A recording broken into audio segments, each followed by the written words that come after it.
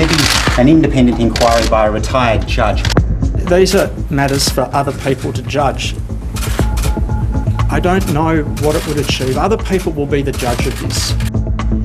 Less than 24 hours later, those others appear to have decided. The calls for an independent inquiry into rape allegations against the Attorney-General dating back 30 years, from a former Prime Minister, from the family and friends of the woman involved, and from various parliamentarians and prominent lawyers, have not persuaded the Prime Minister. I don't agree with that, because that would say that our rule of law and our police are not competent to deal with these issues. There is not some other process. There is not the mob process. There is not the tribe has spoken process. Well, I find those comments this morning of Mr Morrison to be quite extraordinary.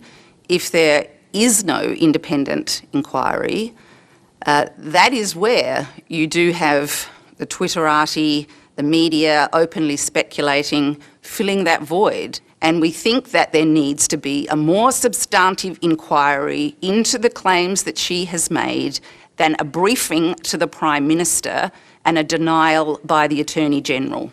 It's often been a criticism of Scott Morrison that he has been too prepared to try to bury controversies in reviews or in-house inquiries. But today he seemed more than prepared to try to bury perhaps the biggest controversy of his Prime Ministership by not having an inquiry.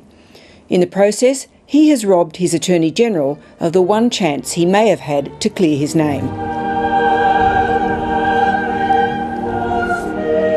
The Prime Minister's penchant for burying issues and hoping they would go away, rather than dealing with them, has indeed been a feature of his time in government.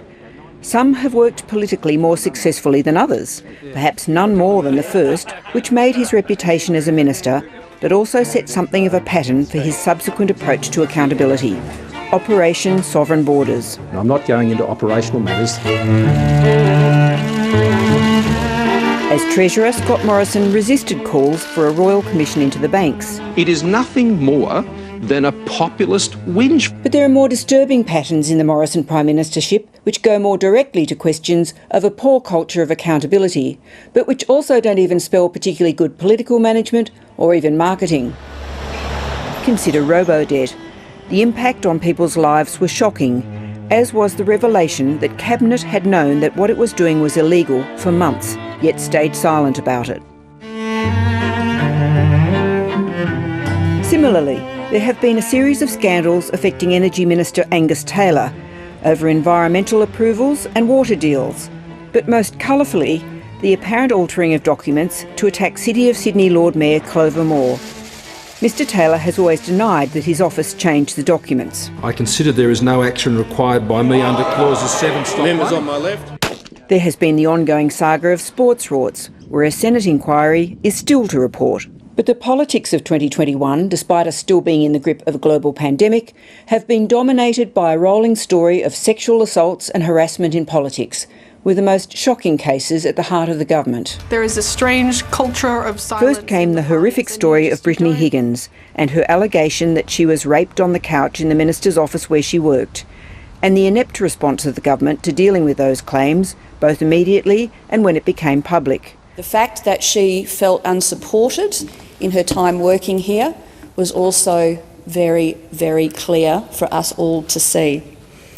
And for that, I apologise. Today, the Prime Minister was defending his minister for calling Brittany Higgins a lying cow. Remarks, he said, which were only referring to Higgins' characterisations of the care she received after the alleged assault, not whether Higgins had been raped.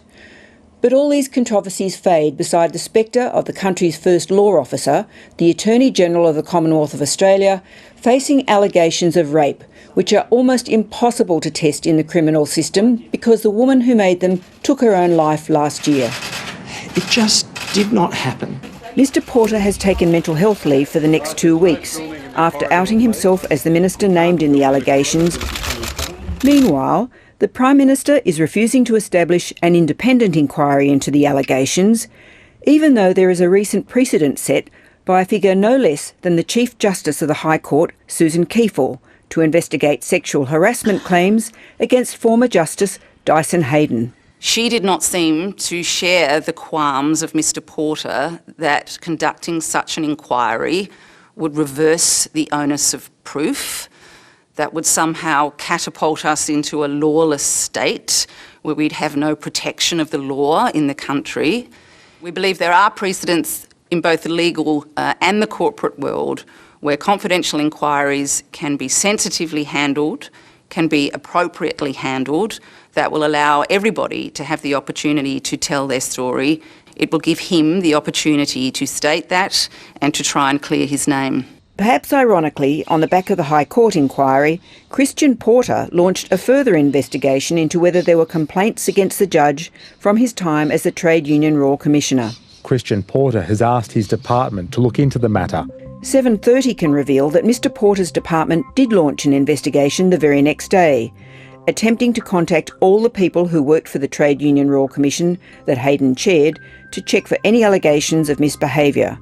The department told 7:30 it was contacted by 2 former staff members who made relevant disclosures but did not want the department to take any further action. It said its internal investigation was now finalised and a report was handed back to Christian Porter's office on February 25, 1 week ago today. But the matter isn't necessarily finished. Quote, "If future contact from former employees raises further issues, the department would consider reopening the investigation."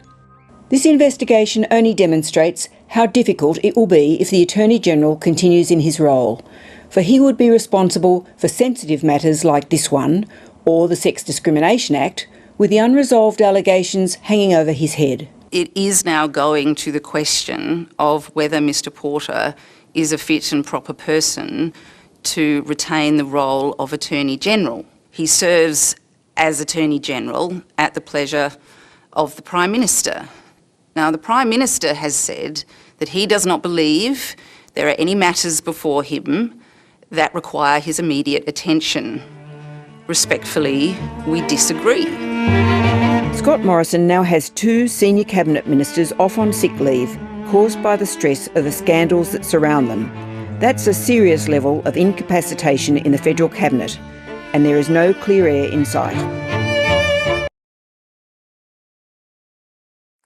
Hi, I'm Lee Sales. Thanks for watching this story. If you'd like to watch more of 7:30's stories, they are on the left of your screen. And tap on the button below to subscribe and get the latest from ABC News.